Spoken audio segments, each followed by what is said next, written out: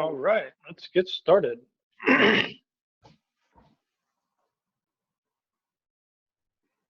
Here we have a bucket with salt water and with a mask in it to make that mask antiviral.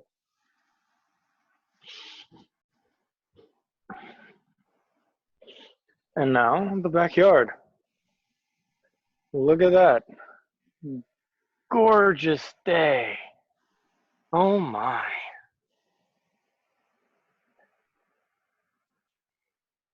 All right.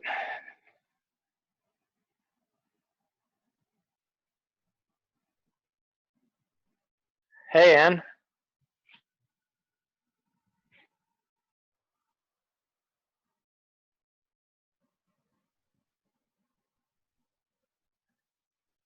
Playing around with this. How are you? I am good. How are you? I am fantastic.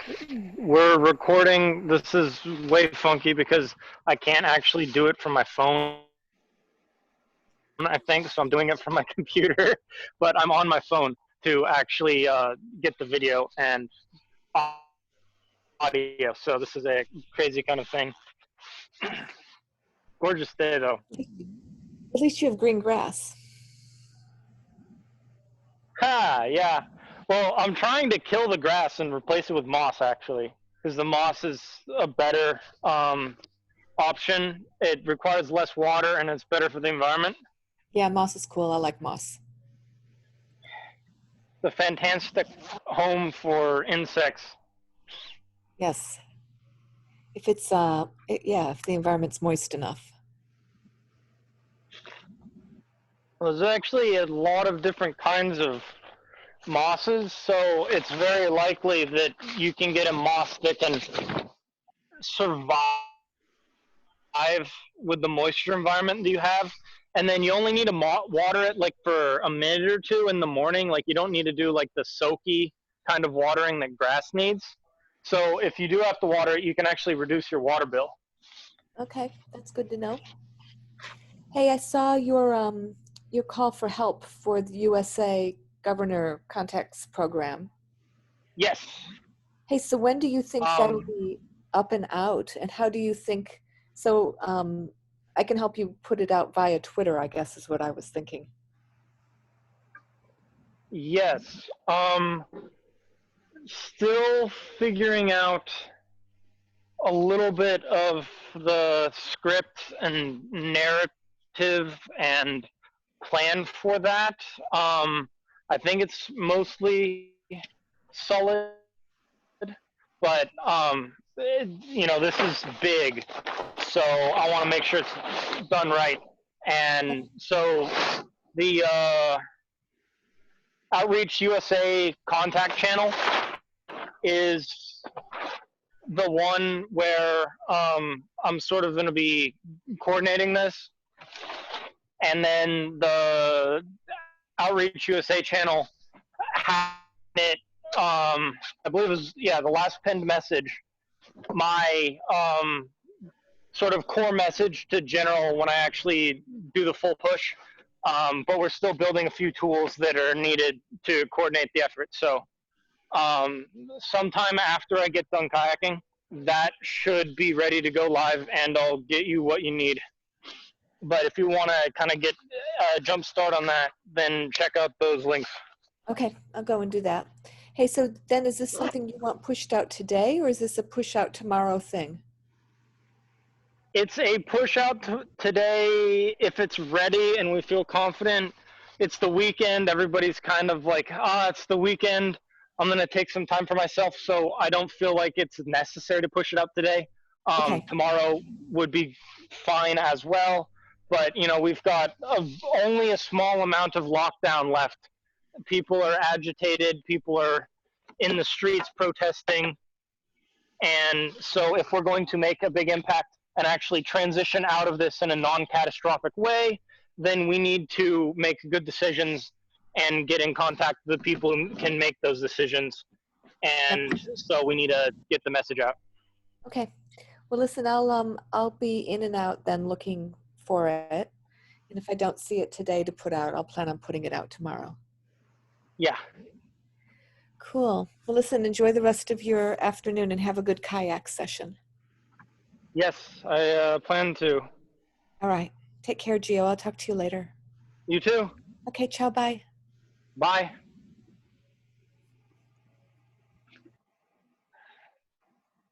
All right. Hello there.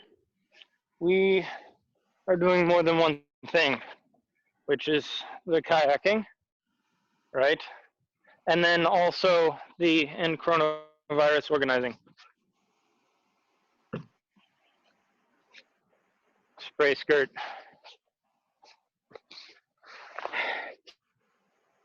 Keep yourself dry.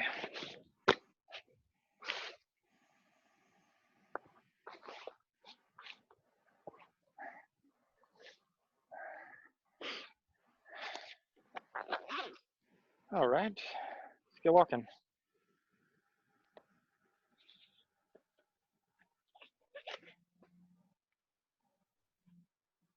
How's that? Oh, looks good.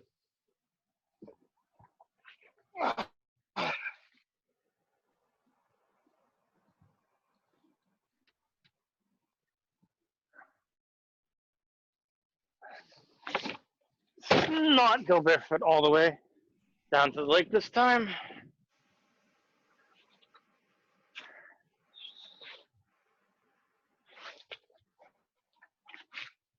Slip on some sandals instead.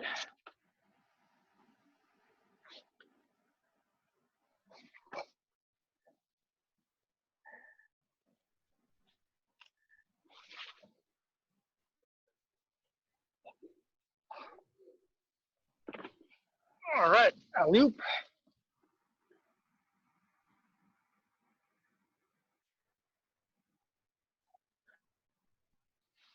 It's a bit of the view inside.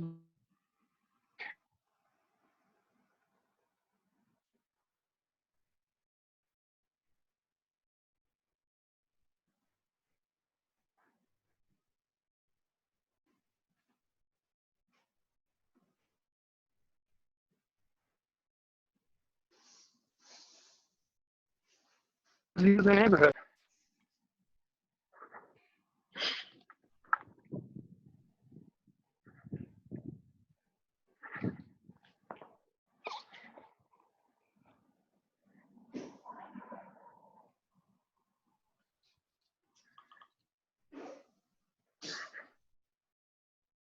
Hello there, we have somebody who popped in. Who is this?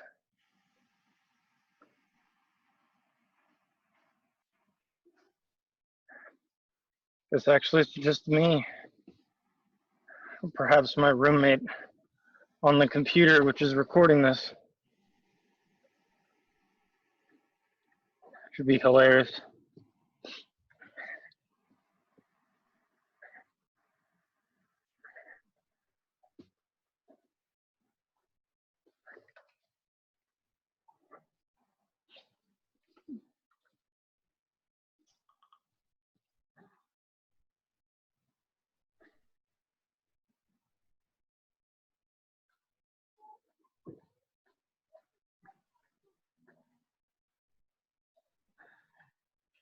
Here's a view of what the walk looks like.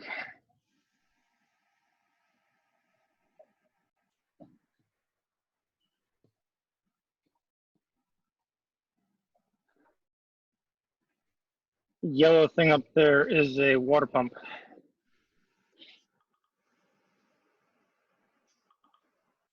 course, the houses.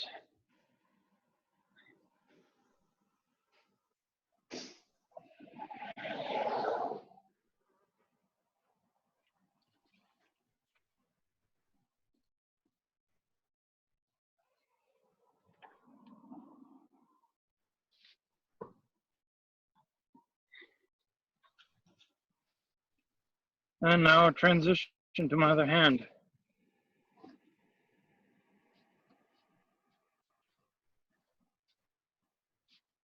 A little bit of balance. No hands.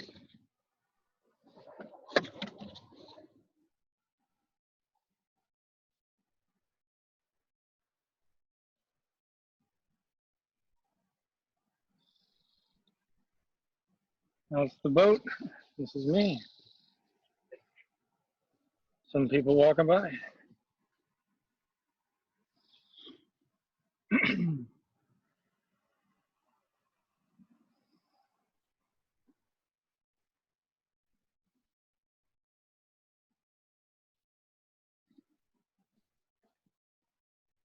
Whistle.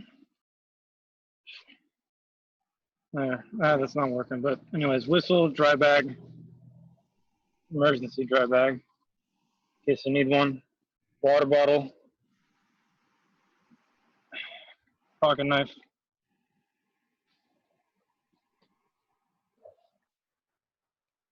extra carabiner,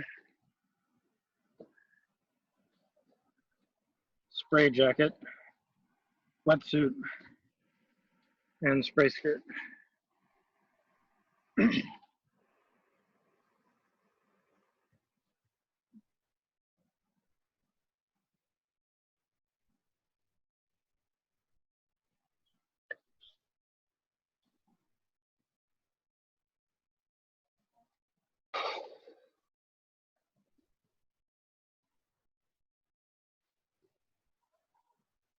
It's a little bit windy.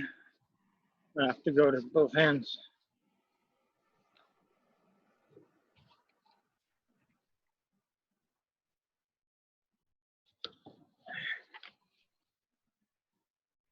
Yeah, the freeway tunnel here tends to channel the wind off the water, and it could be a little bit of a challenge to keep the kayak under control.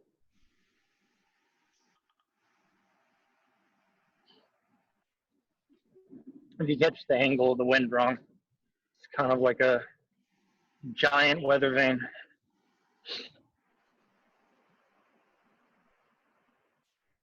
Although the awesome thing about this style of construction, the handmade skin on frame with wood and nylon fabric painted over with polyurethane coating to make it waterproof, is it's super light. Like a standard plastic kayak can be 60 pounds, and this is 30. And you can go even lighter if you want to consider other design constraints and make it less durable and stuff like that. It's 100% customizable design because you're building it yourself, and all the pieces are made to order, so to speak. So you can customize every dimension of the boat, every aspect of the boat, and it's incredibly fun to make. Takes a week if you're in a seminar, about 100 hours of labor, which is significantly easier if you have two hands, but or more. But it's like, a month-long project if you're taking all your extra time for it. Very fun. Then you made something amazing with your two hands. All right, we're at the lake.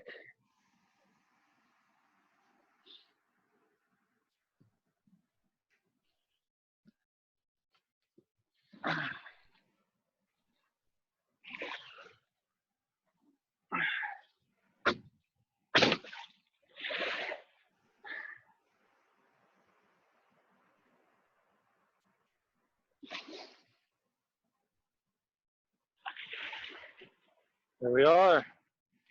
Beautiful day.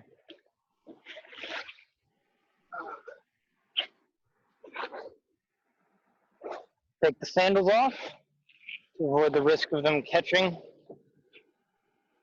on the ribs inside the boat.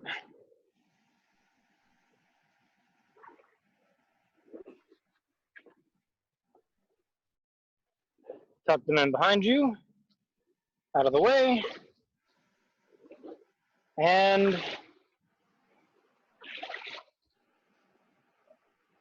put the space skirt on.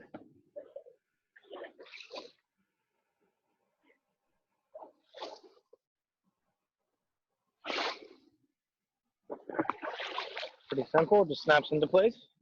All right, kayak is ready to go. Grab your paddle. Now for the fun launching bit, kind of stab it into the ground a little bit. Push yourself out into the water. And now we're out on the water.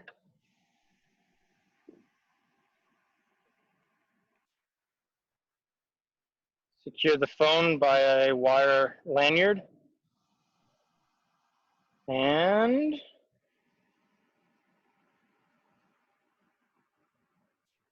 say hi. Start paddling. Now, this particular style of paddle is a Greenland style paddle. It's a modern kind of generalist take on the quite diverse styles that were used by the indigenous Inuit kayakers. And Aleut, which would be the Alaskans, and I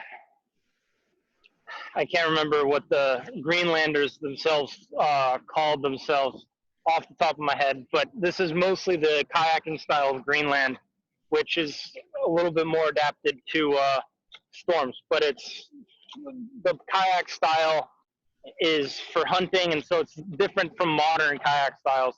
The kayak that I am in right now was is a surfing kayak, so it's a modern design. It's quite a bit wider and has shaping that makes it quite maneuverable and easy to paddle, which is all quite nice stuff for a modern kayak, but makes it less stealthy and other things that are important for hunting. But anyways, the neat thing about this style paddle, you can see it's very narrow, is that the whole paddle is a handle, and so you can extend it and use it to support yourself in the water, which makes it incredibly versatile and intuitive. Like as you use this kayak paddle, you become more and more connected to the water, which is one of the really beautiful things about a skin-on frame kayak, is that you feel the water. You have something go under you like an orca, you feel the vibration through the boat. It's incredible.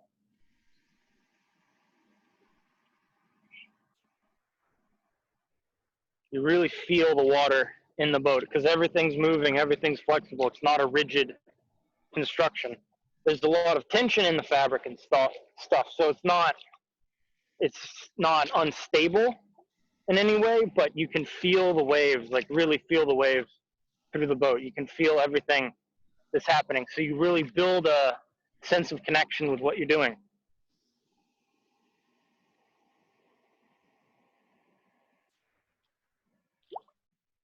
So here's the paddle extended out, right? And see how we can do this. Well, you can see I leaned my boat quite a bit over and it threw the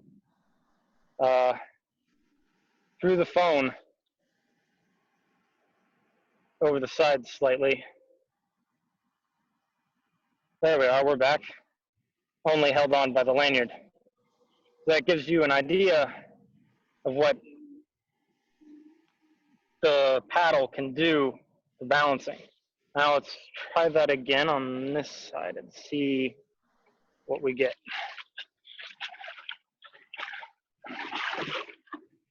So yeah, water up to here, water up to there.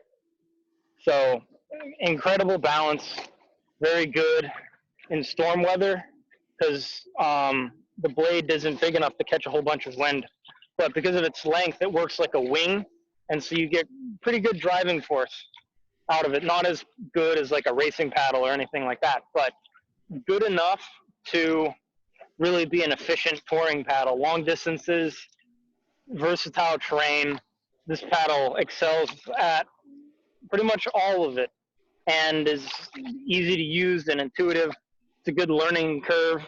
It's a little bit more difficult to learn in the beginning because the paddle can pull you towards the side that you're paddling, so you can sink yourself or flip yourself pretty easily if you don't know what you're doing. But as you get the experience with it, you have a less steep learning curve as you develop more technical skills like rolling and more advanced maneuvering techniques, because you feel the blade in such a like intuitive way that you just know more of what you're doing as you're paddling.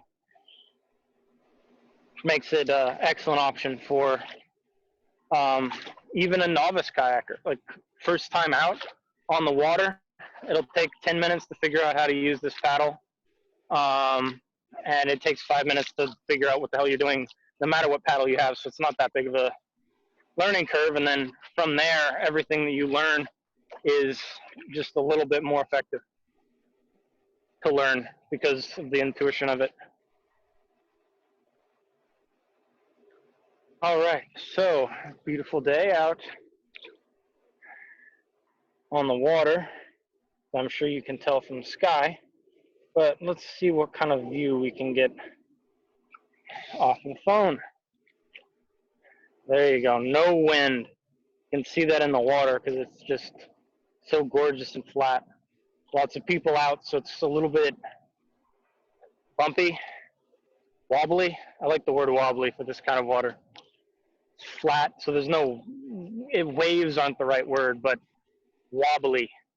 It looks wobbly, like jello or something like that.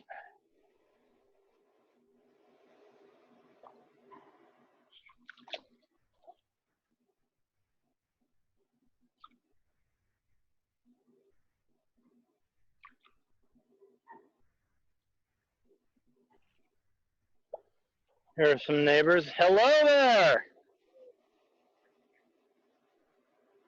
Beautiful day to be out on the water, eh? Yeah.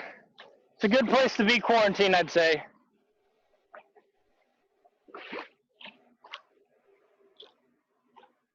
I feel incredibly lucky to be able to do this every day during the quarantine.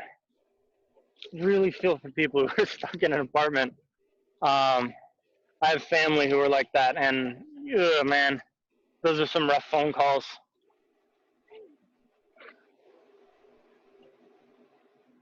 It's a lot to deal with.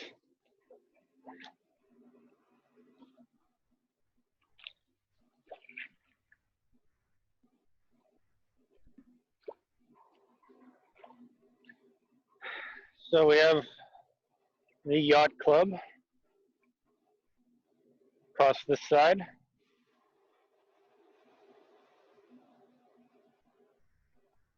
And then where I'm paddling, extended my paddle here to turn more easily, is the most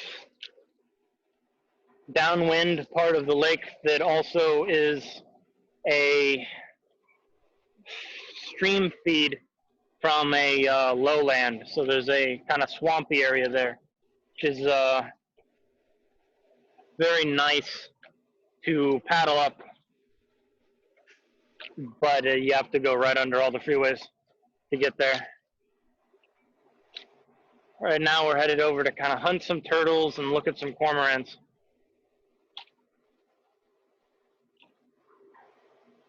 You might be able to pick out in the distance.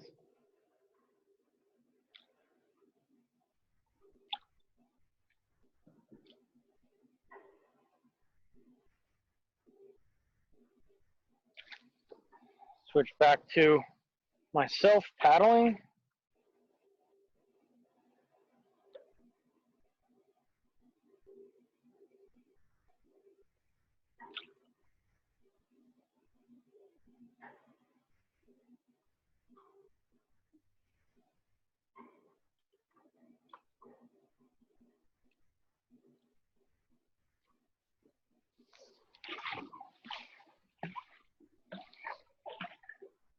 Bit of a sprinting paddle style here, the blade up high, and then a more standard paddling style for distance and cruising closer to the waist.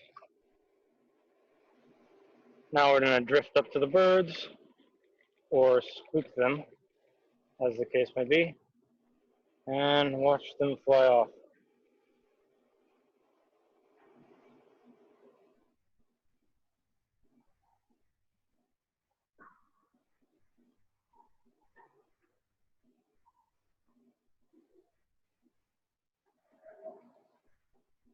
and the rest of them flying off.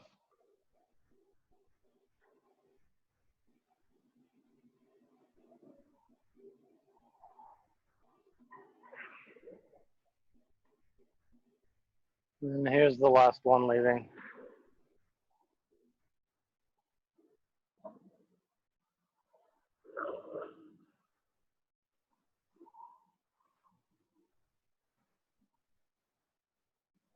They're not big fans of seals and such things, so any object like a kayak is gonna be annoying to them and they'll run away a little bit. Not terribly far, it's not a big deal. But that's how you stay safe in life. You're a cormorant. Something that isn't a cormorant, isn't food, and isn't obviously not going to eat you is really scary, or at least enough scary to go flap, flap, flap away a little bit. Now, if you're really good at kayaking and hunting kayaking, and you make yourself a hunting style kayak paddle and you have a hunting style kayak, then you can get quite a bit closer because they won't notice you if you know what you're doing. And there's all sorts of techniques to that. But the tools that you have make a significant difference. Let's see if we can demonstrate this. This particular style of paddle, the tip is square, which means that the drops all come off in one spot, which means that you make quieter splashes when you pull your paddle out. And if you get really good and you pull it out just right, you can do it almost silently.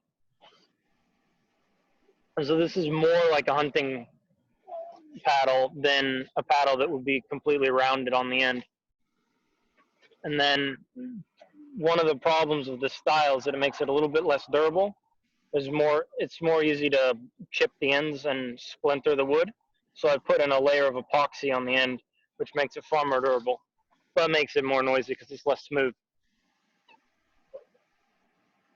Which I didn't make it for a hunting style paddle. I made it to look pretty, which is to me a hunting style paddle. Let's see what we've got here. So right over here are some logs. Got some moss on them. This is where the cormorants perched. And maybe we can look into the water.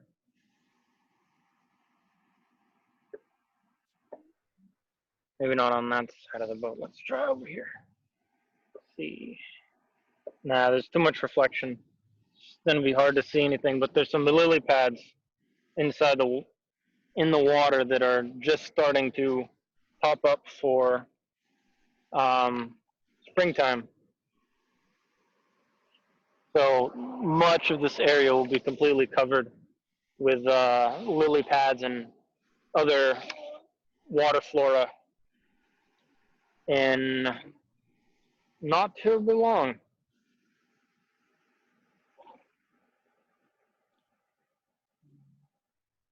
You can see all the lily pads right up ahead and the logs. Let's get closer to the log.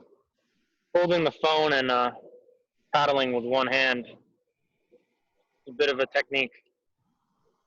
Some of the versatility of the paddle is there are actual techniques from rolling and traditional kayaking from Greenland that are meant to use the paddle with a single hand. I'm kind of doing it, but you can jam the end into your armpit, and there we go. We've hit the log. You can jam the paddle end into your armpit and use that to stroke with a long arm like paddle all the way out like this.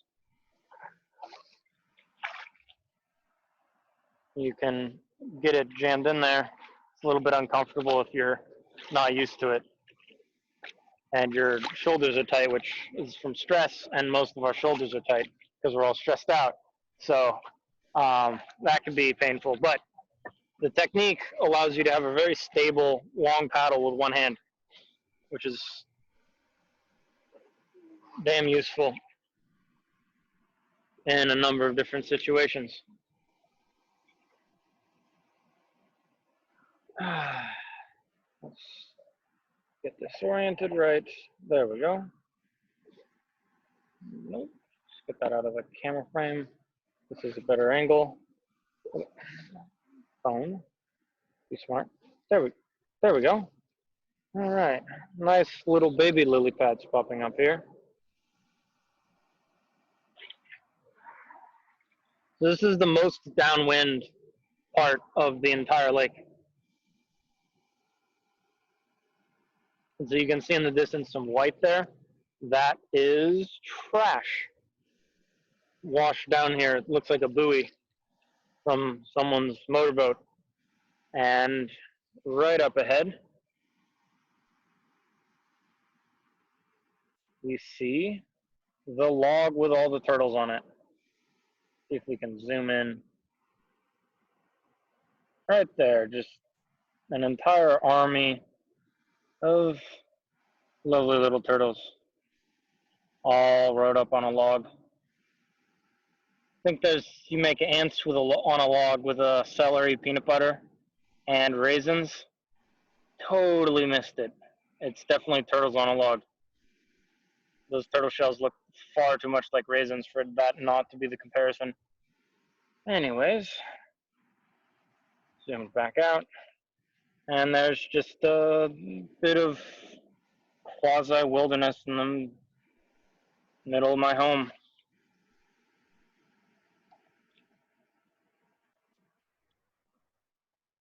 Paddling carefully not to disturb the lily pads too much. And get around here.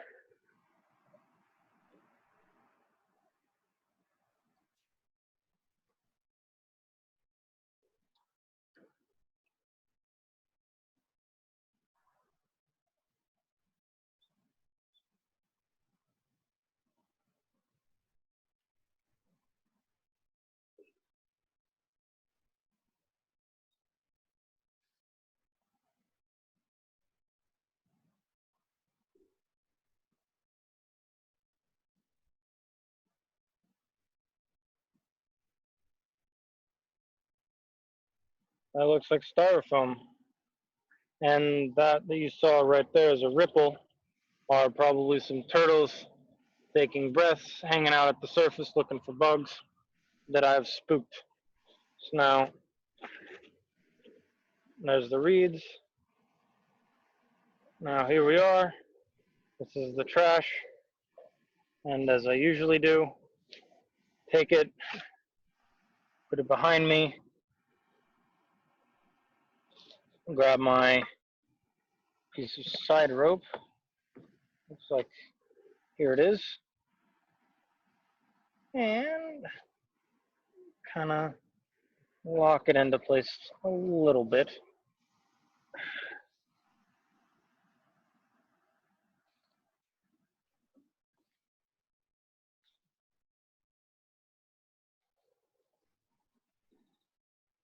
And cinch it up on the rope right over here on the knot. Cinch it down a little bit to hold it in place. And I'll take that back with me. When we head back, won't be terribly long. So here we are on the water. Just beautiful spot. All the way. And here's a log.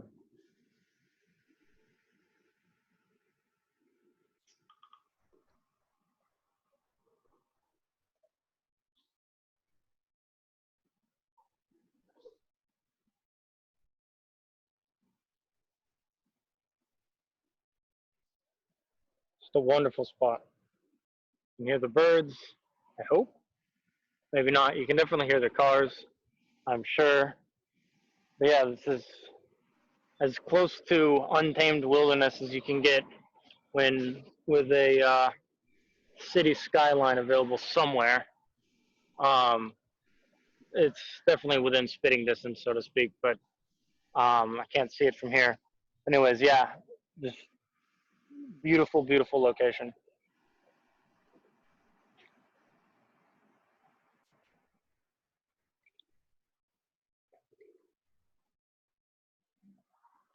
I love reeds.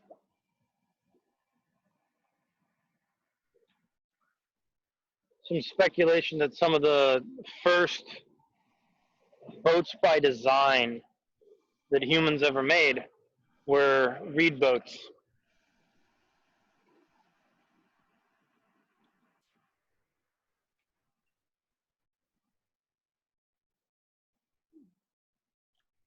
Because, well, peoples who lived in regions where there are reeds need to get over water.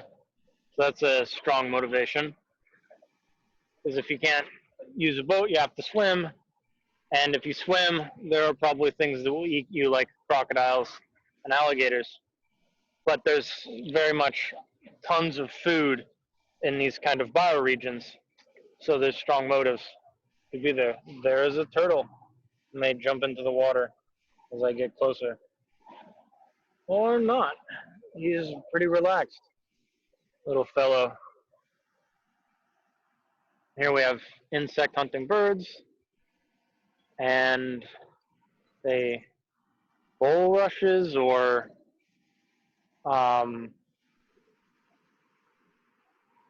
cattails. I think it's cattails.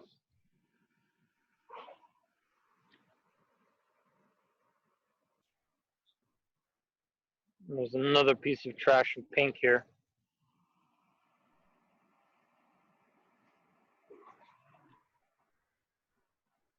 And there I spooked another turtle.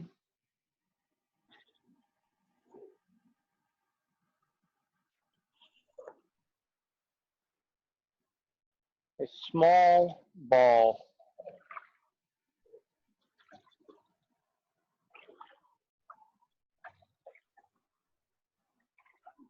High angle on the paddle means less disruption when I take a stroke.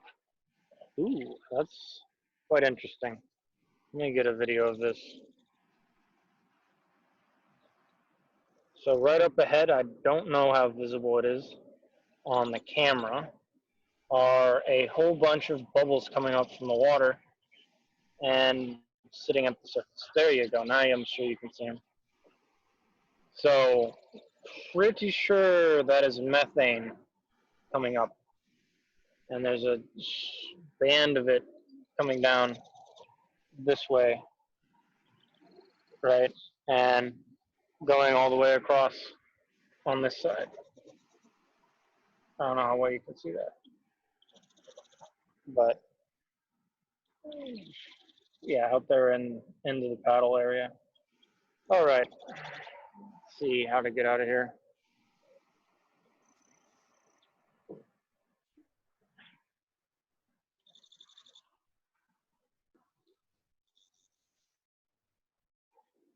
Reverse paddle stroke, side stroke.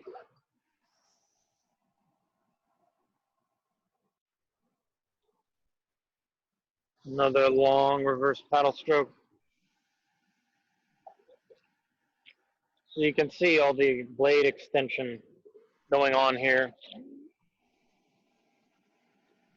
Really helps with turning. The long lever axis really makes a difference. Now we're taking more powerful strokes.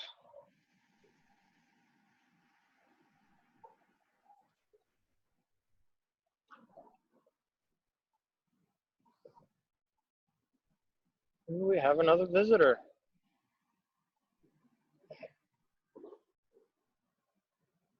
Hello.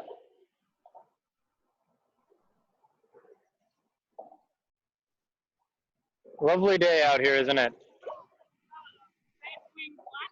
Red-winged blackbird. Oh my! I haven't seen one of those in a while. I mean, it's got a red part on its little bird actually. Yeah, I think that's what it is. I mean, it's purely a red tip on its wing. Yeah. It was just like a bunch of them in Lake Warren. I don't know if you've ever been there. No. Down in like Newcastle. They were like, and then I just saw some little turtles over there.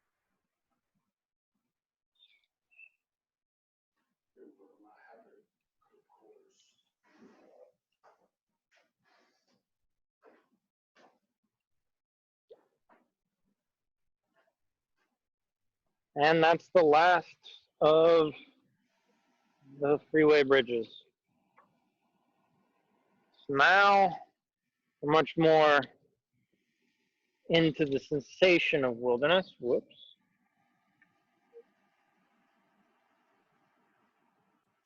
We may have recording issues through here.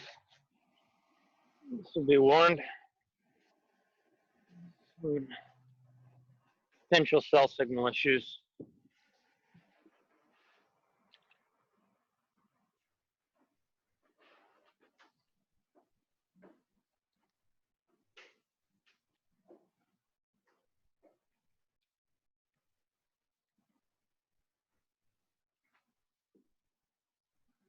All right, let's get in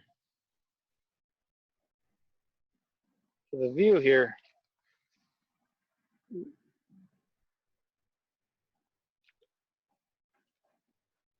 That little wobble there was part turn and part the paddle will pull you under if you aren't paying attention bit of Greenland style kayak paddle.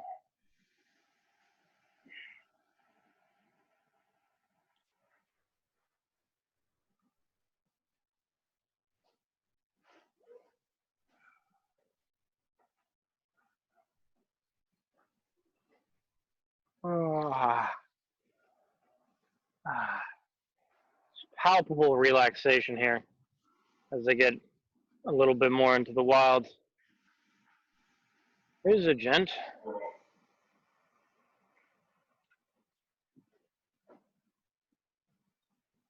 Howdy. Doing well, and you? It's a beautiful day to be out. What are you hunting? Tadpoles. Ah. Oh, very fascinating. That's fun.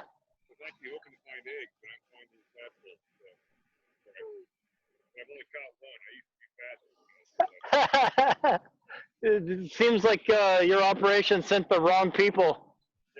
Got a little guys. They'll get them. Ever gone crawfish fishing here? I've seen the ropes, the signs, and the cages. I haven't seen the crawfish, but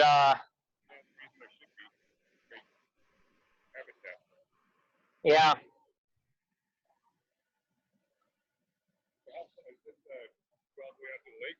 Yeah. I started at my house, carried it down to the lake, then paddled my way here, doing a little bit of a live stream for all the people cooped up in apartments and all that. Made it myself.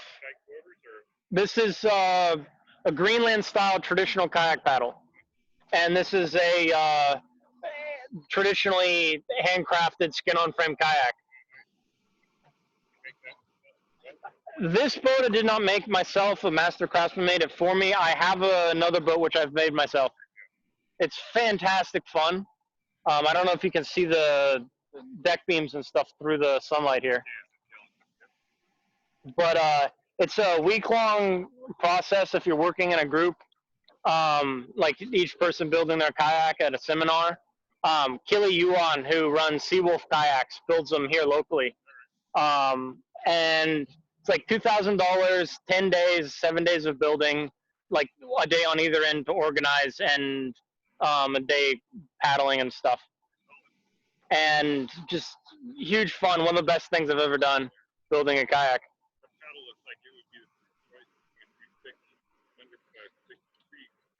Yeah, like it's very versatile. Like the big thing with it is you extend it, right? And so you have this paddle that works out here, and so you can do these leans in the kayak that are well supported with the kayak paddle. It's harder to do that with a regular paddle, especially because this blade is an aerofoil or hydrofoil, really, and so you create lift with your movements, and it's harder to do that with a standard paddle because you only get you get like half the aerodynamics or hydrodynamics of forces, so it's less effective. Yeah. Yes, I'm having great fun, and hopefully the people watching or who will be watching once I upload this will enjoy it too. You too. Catch some froggies.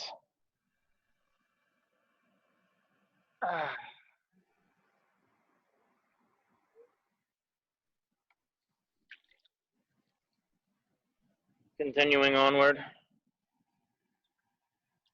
Here we are, paddling through some old log uprights from some kind of thing that was built here 100 years ago or something. And full of tree branches.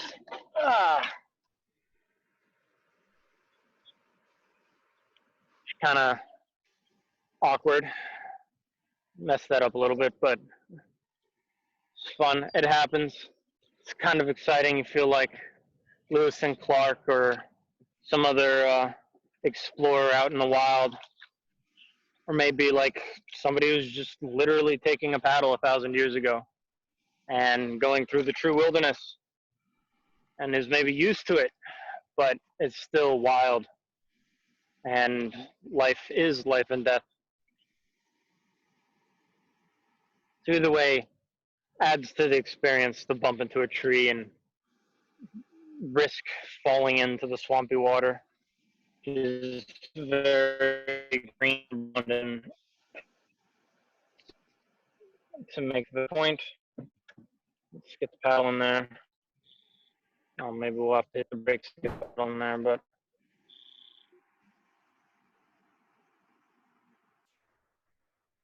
paddle pretty quickly, disappears into the water.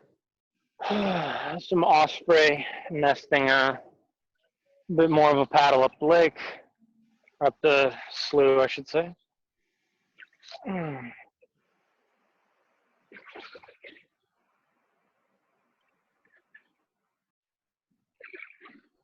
And then there's just trees and plants and wildlife, birds.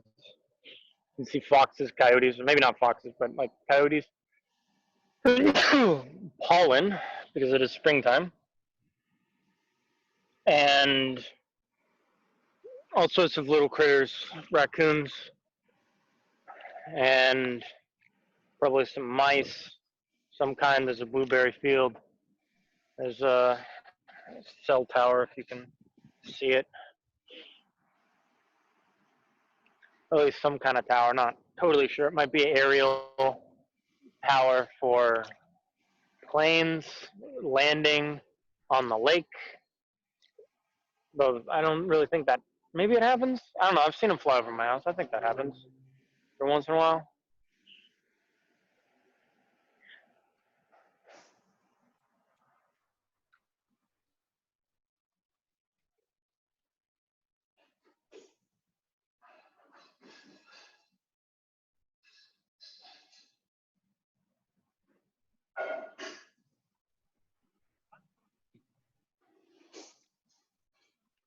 Some more fellows out on the water, paddleboarding.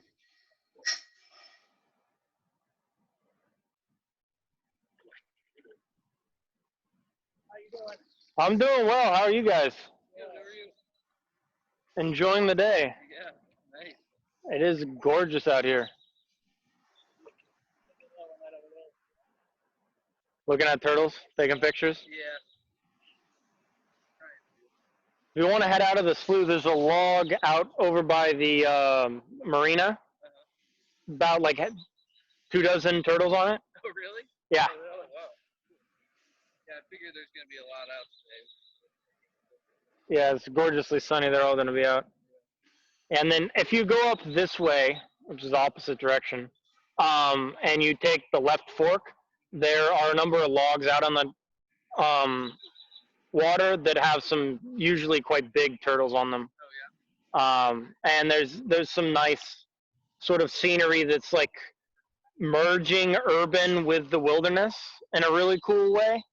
Yeah. In the office park there, Oh, yeah, where there's like, this big industrial building with like all the industrial building stuff, but then there's like lawn chairs and like grass that goes right to the water's edge and like has a little underhang and like bushes and like trees growing out of it. It's like semi-wild, but then there's like an office building there, which is a really cool like photography aesthetic to kind of like set stuff in, because it feels like the solar future of 200 years from now once we figured out all the bullshit. Yeah, I think we're gonna go do that loop and then maybe go back out that way. This is a traditional skin-on frame kayak with a wood frame, nylon skin, polyurethane coat to make it waterproof. Handmade. I have one at home that I've built. This one I got from a master craftsman who makes them. Brian Schultz made this boat. So Cape Falcon kayak, check it out. Awesome boats. If you ever want to get into like true kayaking, this is honestly the way to do it. Like nobody knows about it because it's not commercialized, right? But you spend the same price as you will get for a top end boat. It's handcrafted. It's half the weight because of the design. It's half the weight, completely customized to your use case. So if you want a long distance touring kayak out on the ocean, you get not just that kayak, but that kayak made to your body dimension. And then also shaped for your paddling style interests. So like if you want a boat that is optimized 100% for surfing and your body size, you get an optimized boat. If you want it for like speed, you can get a boat that's made for speed that's extra narrow, extra long, and like minimum waterline so that you get all the things that you want for a speedboat. And then it's also like tailored to you. If you want a boat which is more controllable, you can get a smaller cockpit. If you want a boat that's more comfortable and for like just being out in the sun, you get a bigger cockpit. Like all the parts of the boat are customized to what you want to do with your boat.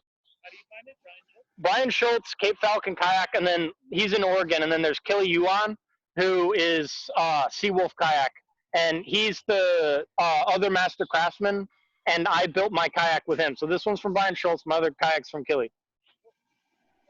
And it's so beautiful when you're out on the water. The experience of the skin-on frame is much more embodied into the water. Like if you're lucky enough to be out with orcas, you feel them go under you. Like you feel it through the kayak. You're really connected. And then it's also quieter. It's better for nature watching. You don't get splashy because it absorbs it because it's all this soft body, not a hard body. So yeah, everything about it, it's the best way to kayak. We've got even more friends joining us.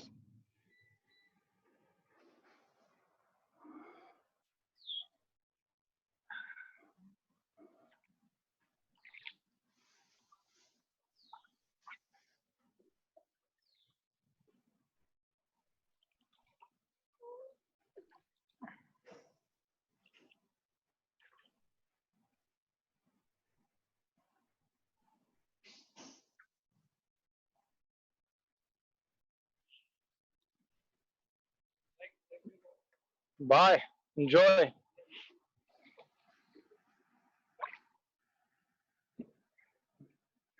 All right, we are heading back now.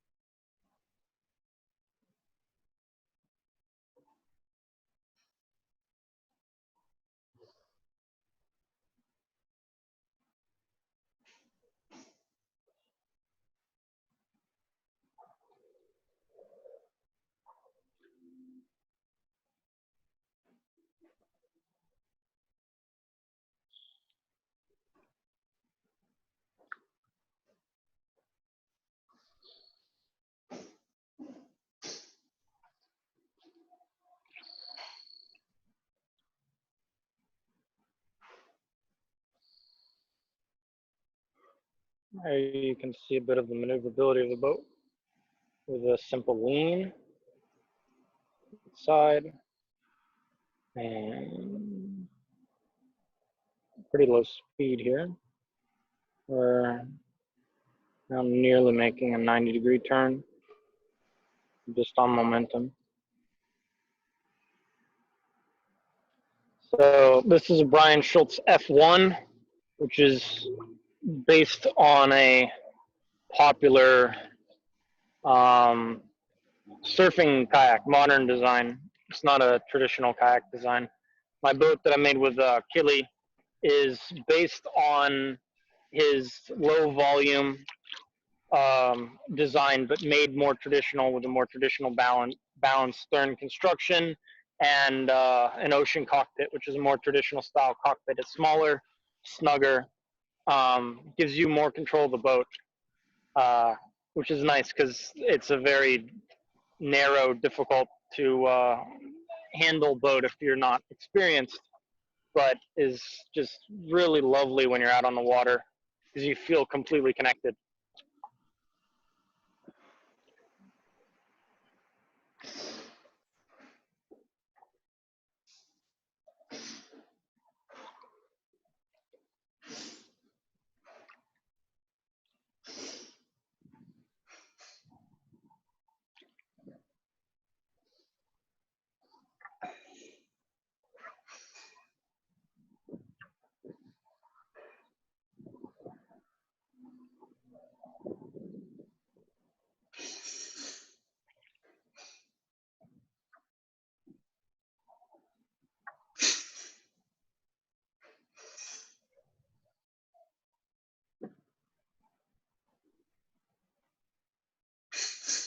You won't find it.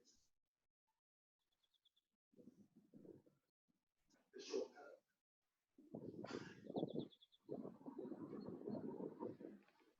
Yeah, I can't mute the computer recording from my phone at least.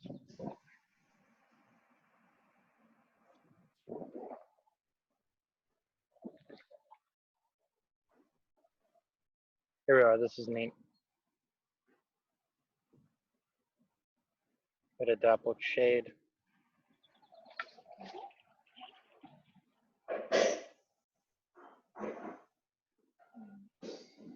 Then avoiding a collision.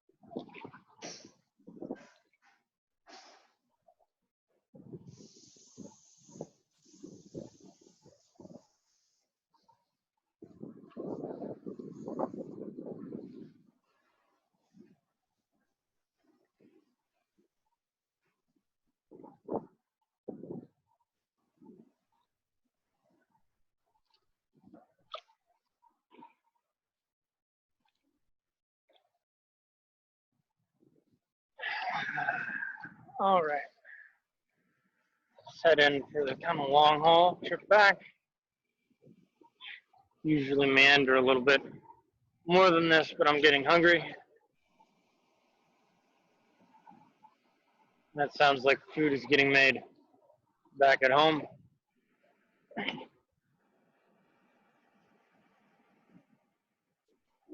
A goose.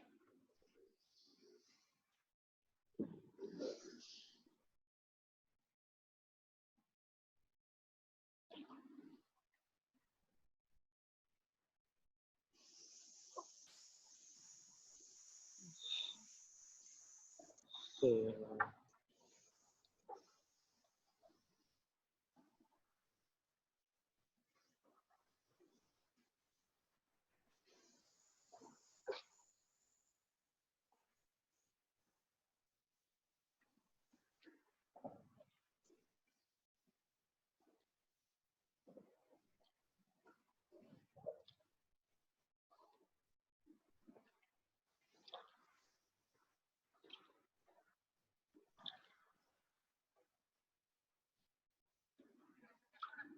And they're off.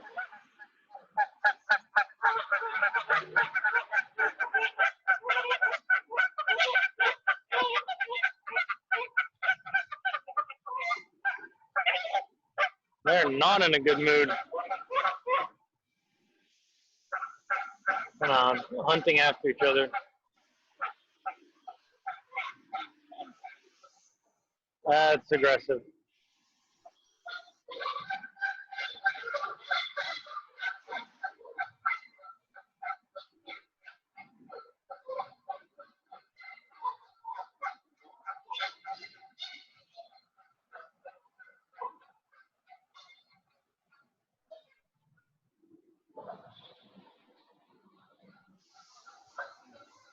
See if we can get a good view.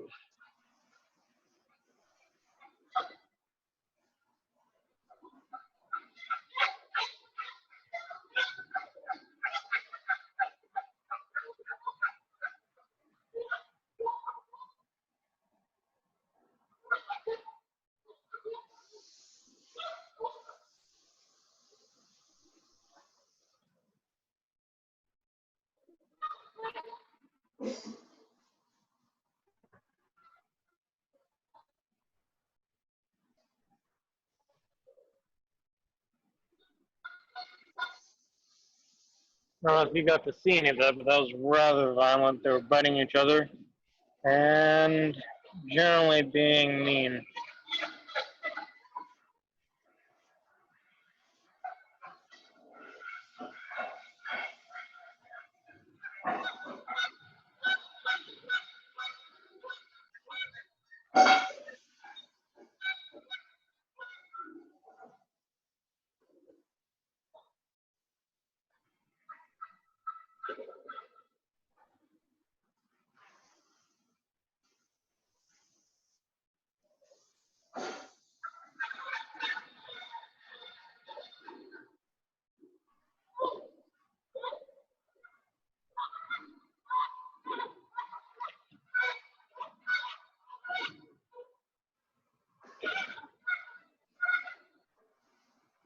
You don't want to mess with geese.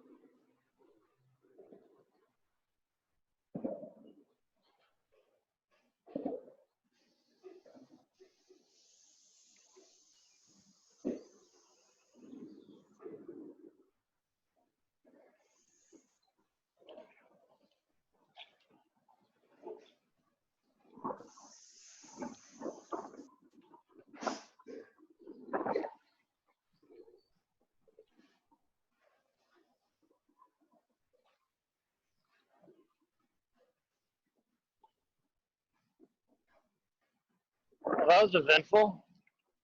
Don't think I got much of it on camera, but I'm sure you heard it. Wild geese fight.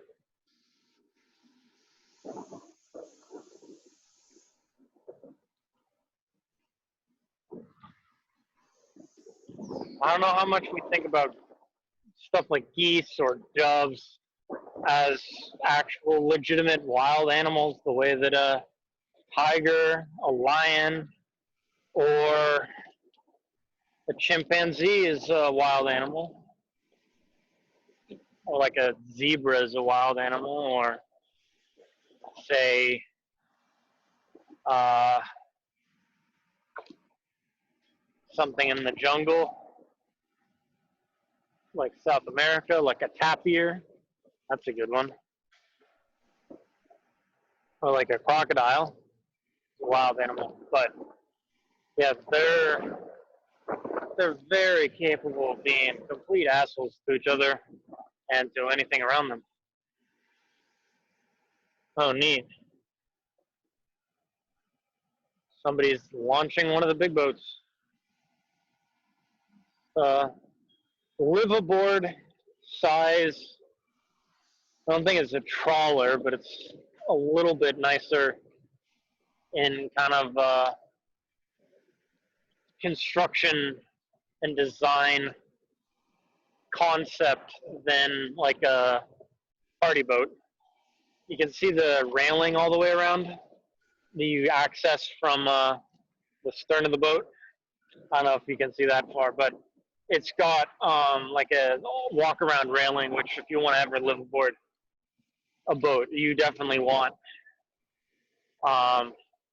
Whereas a lot of party boats will have like a bow section with railing, and then the stern section will be all the way to the gunnel, because that makes it bigger for that aft section for the party.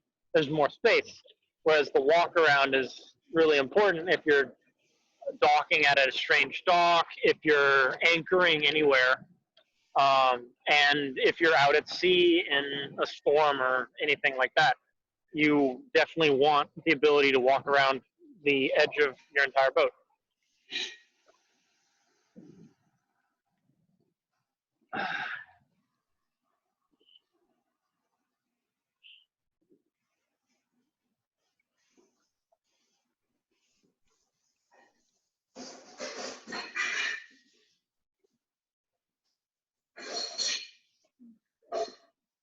That's what, 40 feet maybe?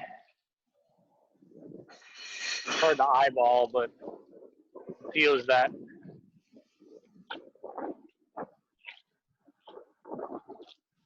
45, something like that.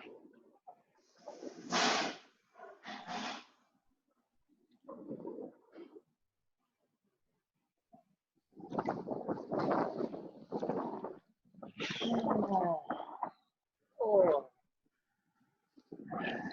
Neck's getting a little stiff.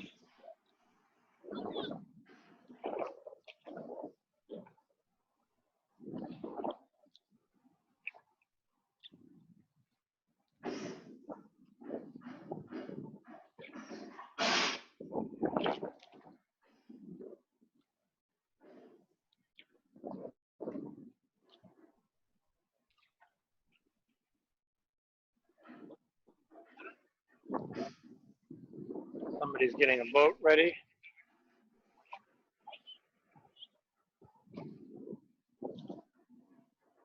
On the dock there.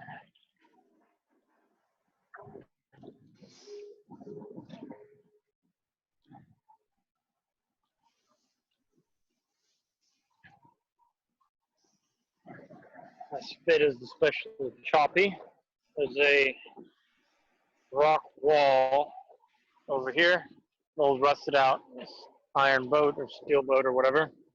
And then you've got a long stretch of open water whenever the wind's coming down this way, just massive reflection, very bumpy area. Lots of chaotic waves, instability.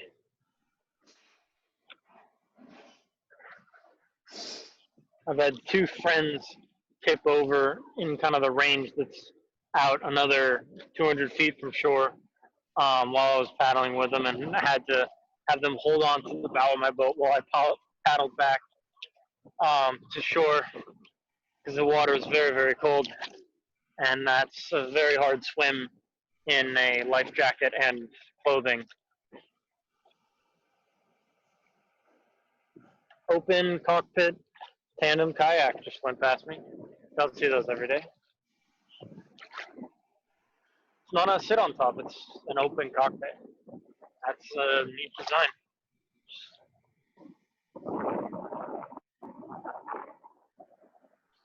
I think I lost connection there for a minute, maybe? I don't know. It says I'm still recording. All right. I'm making pace with the boat that pulled out with me in front of me. So another section of a rock wall, so it's too bumpy to handle the phone, I think. But maybe we can do it this way.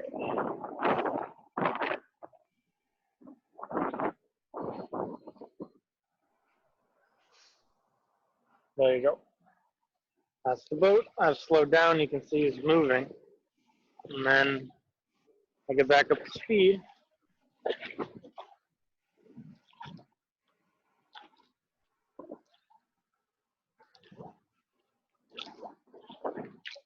And probably moving a little bit faster. Got somebody on like a surfboard up ahead. Like paddleboard on their hands. Interesting. Use their paddle. It doesn't look like a paddleboard. It looks more like a surfboard. Smaller.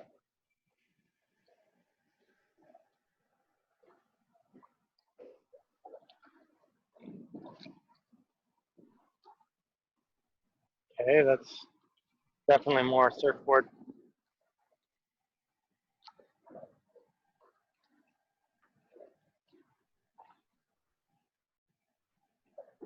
You out here on a surfboard?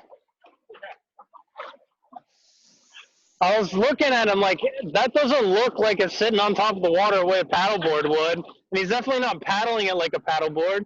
But from the distance, I was like, hey, did somebody lose their paddle? And I get close, I'm like, that definitely looks like a surfboard. Yeah, I would have a longer board, but I don't have Yeah, everybody's out on the water with whatever they got, I guess. Yeah, you're lucky enough to have a wetsuit, right? Yeah, I surf out here, so it's kind of keeping the arms. Right, so, like, what kind of waves do you get to surf on? Like storm waves then? Or on the ocean? Like it's the Westport. Westport. Right. It's a 2-hour drive, and Yeah. it gets really good in the summer and fall. I've managed to surf a couple wind waves off of the lake. Oh, You really? get to stretch, not like on a board on the kayak, right? You know, you get to stretch in the middle of a storm, rain pouring down, and you can get like a 3-4 foot wave maybe if you hit the right set. And, you know, that's enough to have a few seconds of glory. Yeah. Yeah, I'm trying to get I did wake for a bit.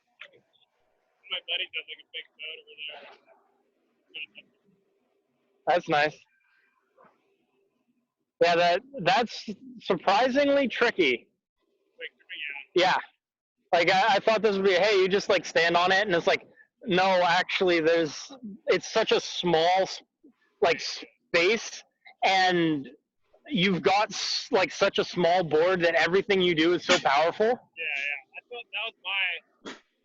I've been surfing for 20 years. You're surfing a bigger wave, like there's no getting out of it. Right? You know what Yeah. I'm talking about. But that's like any tiny little movement will throw you off. So. Yeah. It's great because you can just do it and do it and do it. So it's really good practice, and it's lots of fun to hang out there with a bass thumping and a margarita in your hand, and maybe you ought to have a sippy cup because you got to manage it a little bit. But It would be pretty sweet if there was like get a bigger boat and kick the wave up. oh yeah, That would be pretty badass. have like a 30-foot like wake boat that has like a day cabin in it and like water tanks and everything. Okay, you? No, but if you did, that would be like the perfect boat. Yeah, my buddy has he has the whole setup. But it's just a regular 25 footer. Yeah. But some guys, like some surfers would go like find big tankers. How did like waves get pretty? Oh yeah, I can imagine. Like, might actually be worthwhile to go out on the sound sometime and just like hit some waves out of the kayak. I mean, Westport gets really good. This last fall, it was like such the waves. Oh, nice. Perfect. I lived in Hawaii for a while. I would prefer that because it's crowd small. Half people don't know how to surf, so it's like Hawaii, you're competing with World class. Pro, Yeah, lifetime world class. yeah. And then you've also got the like oral tradition and culture there. So you've got people who have been told the secrets Yeah. like that have been distilled into language over the course of like, 300, 400, 500 years of surfing. And then also started when they were like 2 feet tall. And then also are like world class in terms of like their like skill and like because that's like what you do when you're in Hawaii. Have you gone around that way? The slough, yeah, I just came back from the slough. Okay. How far does it go? Depends on which route you take, but there's probably like a mile of paddling and what that you can do. There's like 2 or 3 different routes. Do you think it's clean by cold? Enough for you to go out there in your wetsuit and on a paddleboard. I mean, I'm not getting my face. Yeah, like I wouldn't want to give you like a hard recommendation. Like in terms of like, oh, the water's brown. I don't care. The one thing is that in theory there's coronavirus in the water.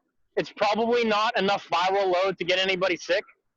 But like it's in wastewater. It's going to be in all wastewater, and there is going to be flow into water sources, and that one's a little bit more likely to have flow. And then there's also runoff and stuff like, not necessarily like gray water, but it's going to be like runoff water from surface streets, and so there's going to be some quantity in the water. I'm not like worried about it, but I wouldn't go like drinking this right now. And yeah, the positive end of that is, hypothetically at least, it's likely that low grade exposure will gradually build immune response without like getting you infected, because it won't be in your tissues, but your immune system will be encountering it. Huh? So it depends on the water temperature quite a bit. I've read a study on it, but I don't remember the details. It was maybe like a week or something, like somewhere in that range of like a day to a week. I don't think it was like more than a month timing, and there's half-life to it, of course. It's like, what is the half-life versus what is the like extinction load? If you want something that might be safer, that's kind of like fun and different, there's the keys up here, so you can look at everybody's houses and boats. So Go back in there? yeah, you can go back in there. Probably won't get some millionaire asshole shouting at you. Yeah, peace.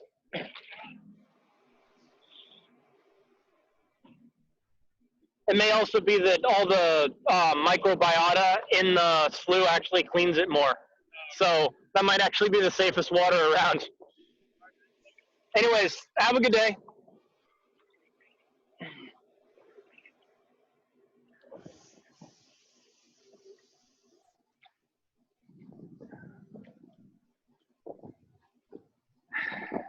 So there you go, social distancing boating, which is pretty much the same as standard boating. You wouldn't even notice. You didn't have conversations about it.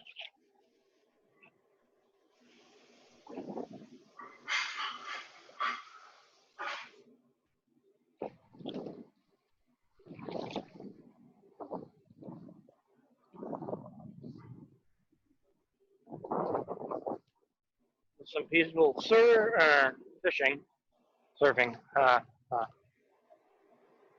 Curse you, short-term memory. Arrgh.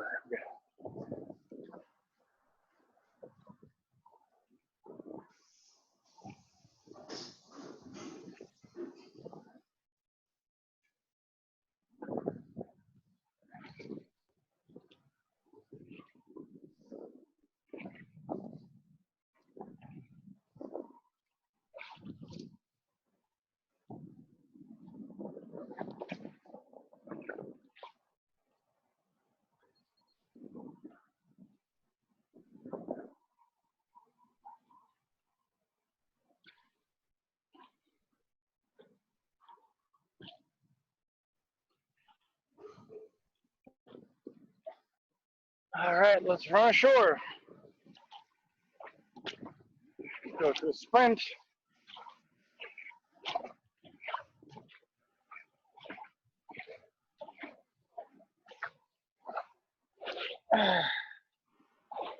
And we're beached.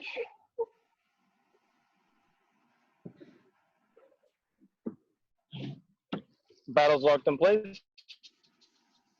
That is kayak.